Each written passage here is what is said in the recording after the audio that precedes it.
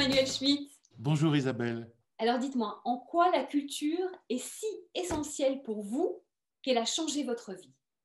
Mais d'abord, la culture, elle m'a fait échapper à la solitude. Je suis devenu un lecteur au moment où mes parents ont déménagé, où j'ai perdu tous mes petits camarades et mes amis. J'avais 8 ans et on a emménagé dans une maison perdue au milieu des champs et de la forêt. Et je suis descendu dans la bibliothèque de mon père. J'ai tiré un livre qui s'appelait Les Trois Mousquetaires. Et à partir de là, j'ai eu 4 amis pour toute la vie, plus tous les autres qui allaient m'offrir tous les livres. Vous pouvez nous partager une autre de vos lectures essentielles? Oh, je vais vous dire très simplement une chose qu'aucun intellectuel généralement n'ose avouer, Le Petit Prince de Saint-Exupéry. À chaque époque de ma vie, il m'apprend des choses différentes. Quand j'étais tout petit, ce qu'il m'a appris, c'est l'amitié, l'histoire du renard qui demande à être apprivoisé et qui accepte de souffrir pour avoir vécu plus intensément, puisqu'il accepte de savoir qu'il va s'attacher au petit prince et qu'il va devoir un jour s'en détacher. Cette leçon de vie, elle m'avait frappé lorsque j'étais enfant.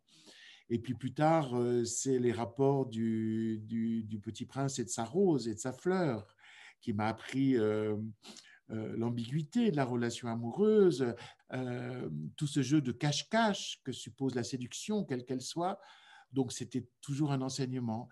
Et puis plus tard, c'est tout d'un coup cette métaphysique qu'il y a à l'intérieur du Petit Prince, c'est-à-dire que cette idée que ce qui rend beau le désert, c'est qu'il cache un puits quelque part. Une musique essentielle. J'ai toujours vécu dans la musique parce que ma mère adorait la musique, mais je ne savais pas qu'elle allait jouer un rôle aussi important dans ma vie, puisque à 15 ans, je faisais une dépression d'adolescent, j'avais des envies suicidaires. Et fort heureusement, une professeure de musique m'a emmené voir des répétitions à l'Opéra de Lyon d'un opéra de Mozart, Les Noces de Figaro. Vraiment, j'étais au bout de ma vie, comme on dit aujourd'hui. J'avais planifié mon suicide carrément. Et quand j'ai entendu